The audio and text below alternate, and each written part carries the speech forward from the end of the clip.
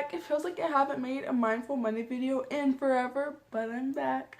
And so today, instead of doing a motivational video, I'm going to be doing more of a Q&A video for all you students going back to school. And so hopefully I answer some great questions for you all. I got 10 questions that my sister came up with. She just left middle school and she's now in high school, and that's like the perfect transition. So hopefully a lot of you can relate to some of these questions, or I can help you with some of these questions. So the first question actually isn't a question. It's advice on time management, and that's a big one. I remember when I was in high school, oh my goodness, time management did not exist. I was working when I was a sophomore, I believe, or junior, I believe it was sophomore. I started working, and I mean, gosh, it was hard to find time to do stuff. Like, I was in student council. I was, later on in my senior year, I was vice president of a club, hanging out with friends. It was just so much that I was juggling, and it was just so difficult. So I can understand why time management made it to the 10 questions that I received, because, I mean, as a student, oh my gosh, it's so hard to find time to do things because you're just juggling so much.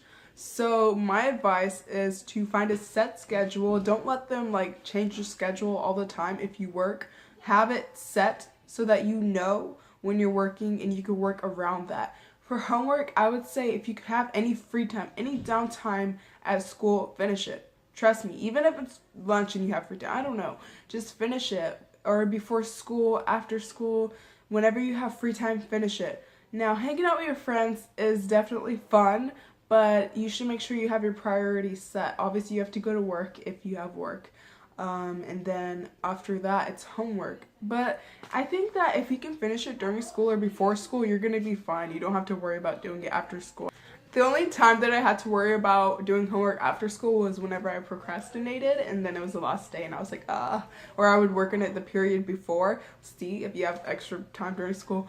But yeah, that happened a lot actually. I procrastinated a lot. But don't do that, trust me. It's just better to get it done. I did better whenever I get it done on time. And plus, if you turn something in late, I mean, you're just going to get a worse grade, and who has time for that? And some teachers won't even grade it. And if you want to get involved with school activities like student council, you might not know what that is, like a volunteer, like a group where you volunteer, or maybe you have band after school or athletics, you have stuff like that. Like I said, if you have a set work schedule for your job, or even if you don't have a job, just make a schedule for yourself. You can even write it down on the calendar and just remember, so that way you're not juggling stuff.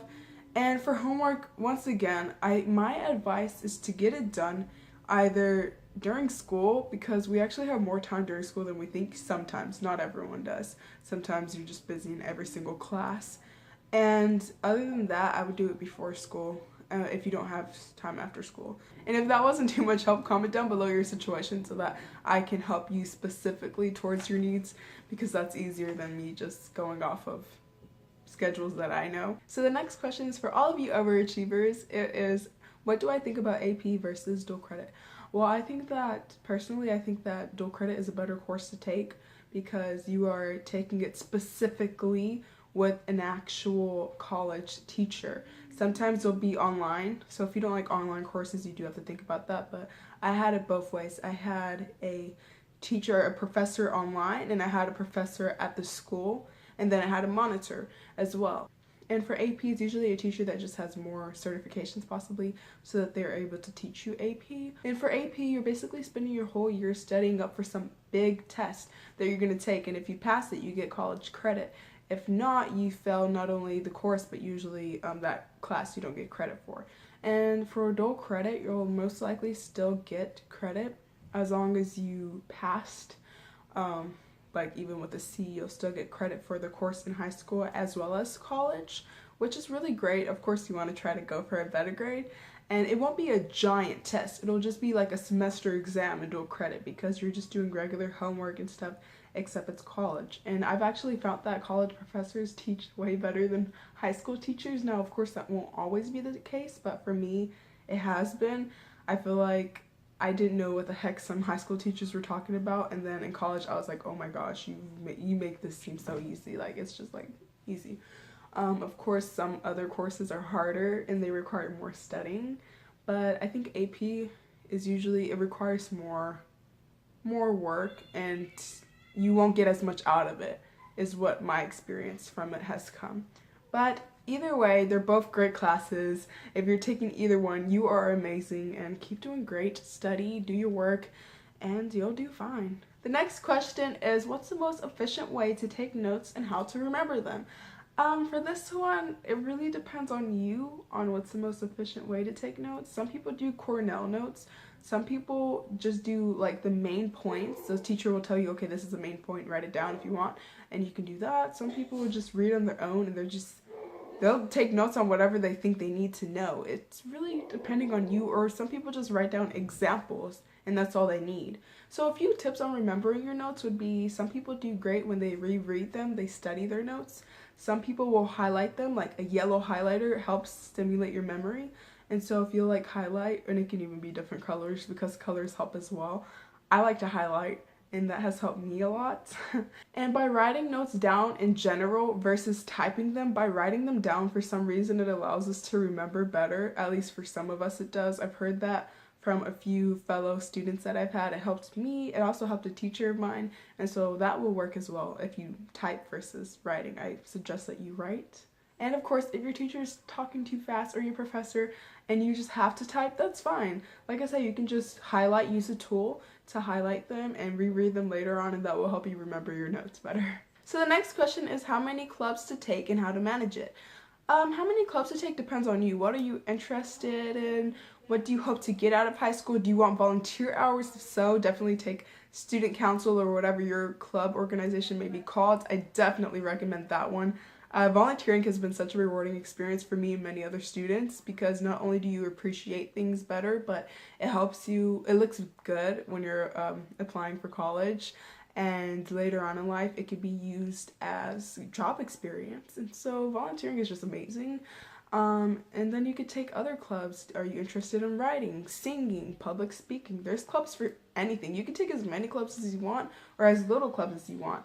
Now, of course, if you have a full-time job, you're in high school, you have a bunch of homework, and you're taking band, you might not be able to take as many clubs as you'd hope for, but maybe if you can manage your schedule, have a set schedule, once again, like in time management, then you can take more clubs. And you can even tell your job, I'm in this club or this activity and it requires me to be here on these days, and they'll work with you. And if they don't, I suggest you find a better job, because every job is supposed to care about your education. So the next question is how to choose or find your career path.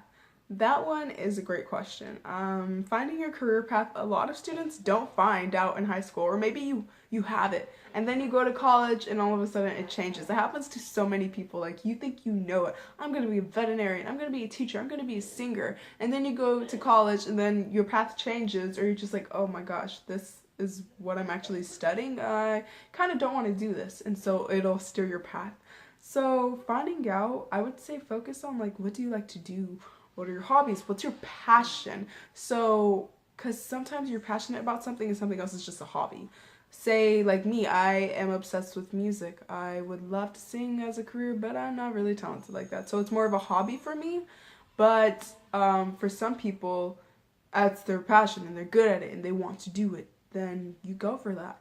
And that's probably going to be your career. I would say start by writing a pros and cons list to all of your top hobbies and things that you're just passionate about, and whichever one, the top 3 that have the most pros, probably go into those and do research on what you're going to do in college and see what you like. And after that, you'll probably be on a great path to finding out what your career choice is. And you can also find a mentor or a teacher or a counselor to help you with that, and they can give you packets and they can give you like degrees and like job titles under those, so that will give you a really great idea as to what path to go towards. The next one correlates with the one just before this. It's separating career choices from your hobbies. For this, like I said, if it's a hobby, it's something that you really like and enjoy to do on your side time. Now, a career is your passion. Like, you are passionate about it.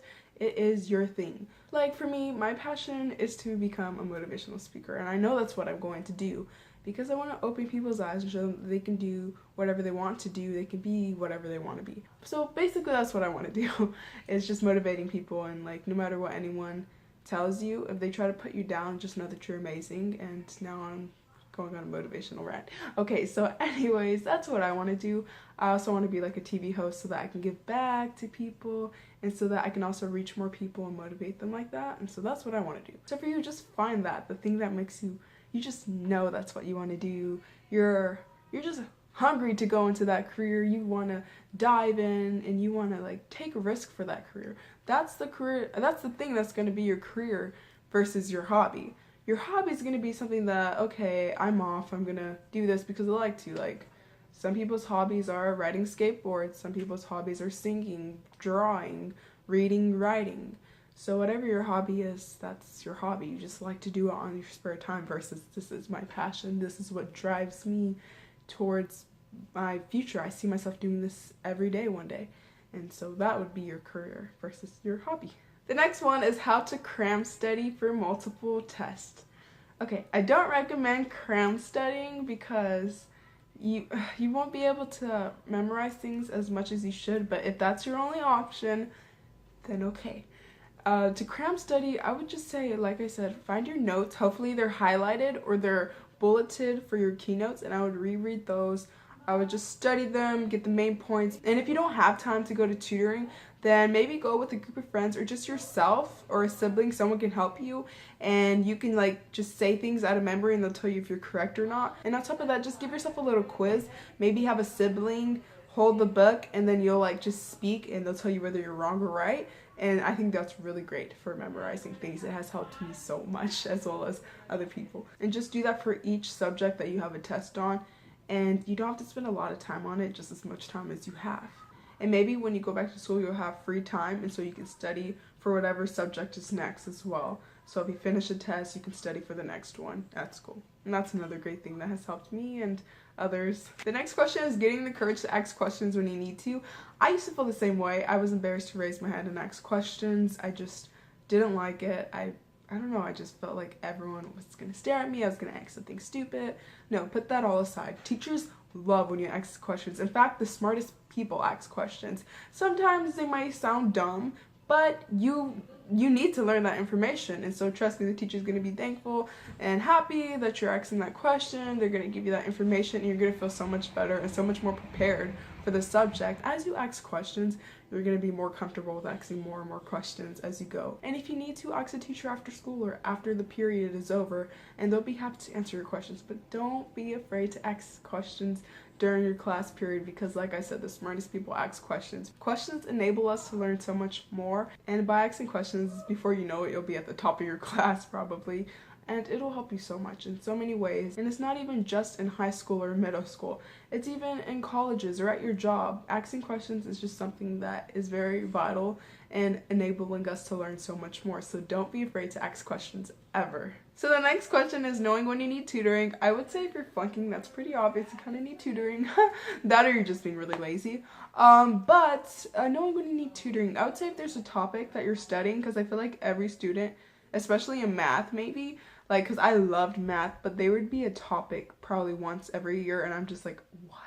And so maybe if you're like that, you're like, oh my gosh, this is my favorite subject, but I'm so lost. Go to tutoring or find a friend first, and if your friend can't help you, then definitely go to the teacher. And so by going to the teacher individually, they'll work with you one-on-one, and by doing that, they'll be able to see maybe where you're getting lost at, and they can work with you better. And then you'll be able to learn the content even better. And next thing you know, you'll be a pro. Also, maybe you have a 90 or an 80, or it could even be 70, and you're not happy with your grade. You want it to be better. And if you have like a 95 and you want it to be better, that is amazing. But yeah, you should definitely go to tutoring and talk to your teacher. My teacher worked with me a lot. I was that smart kid one time. I had a 90 and I wanted to make it higher. And so she was like, I don't even have anything for you to do, but she gave me a free special project and I ended up getting 100 and it boosted my grade up, and so I was really happy. So just go to tutoring. If you have a 70, definitely go to tutoring and bring that up because you don't want to have an F. At least a B, come on, y'all can do it. So basically, I would just suggest that you go to tutoring whenever you're lost in a topic or maybe a subject as a whole, or you have a test and you're like freaking out, or you just want to bring your grade up. Those are times that you should go to tutoring. Okay, so the last question is not a question, it's essays. Oh, essays. That brings back the good old days. Can you sense sarcasm? What frustrated me when I was in school with essays was that each teacher wanted something else. Some people wanted 5 paragraphs, others wanted 4. Some teachers wanted like 10 sentences, some teachers wanted only a few, some teachers, it was just, every teacher wanted something else, and it was just like, what do you want? So during my senior year, I think the essay format was like 4 paragraphs or whatever, but I will tell y'all this, the way they taught us how to do essays in high school did not prepare me for, or anyone else for college, because a lot of the students that I knew were lost or frustrated like me. Because when you go to college, some professors will want pages and pages of a written essay, and you're like, hold up, I just went from learning how to write 4 paragraphs to now I have to do this. Or they'll want like so much, or they'll want certain things in your essay, and you're just like, whoa, I didn't learn that. Advice for you would be to just do whatever that specific teacher wanted you to do or wants you to do. And on top of that, we have different things. We have like research essays, persuasive papers, different things. And so you should definitely do research on whatever it is you're doing your essay over, and make sure you are pulling in concrete information that the teacher wants to hear, and not just a bunch of garbage, because teachers do read the essays for the most part. And so you want to make sure that what you're giving them isn't just a bunch of pulled sentences. Make sure you know what you're doing it over. And so I know essays aren't the best and they kind of suck, but we all have to do them. The reason why I don't like essays very much is because I'm kind of like a free writer. Given that I'm going into a media, career, I personally would rather write stories on things that I could research or that I'm passionate about. And so my advice to you is to just do the best that you can and get tutoring if you need it. So I hope this video helped some of you out there. If you liked it, please give it a big thumbs up, and don't forget to hit that subscribe button. Bye everyone!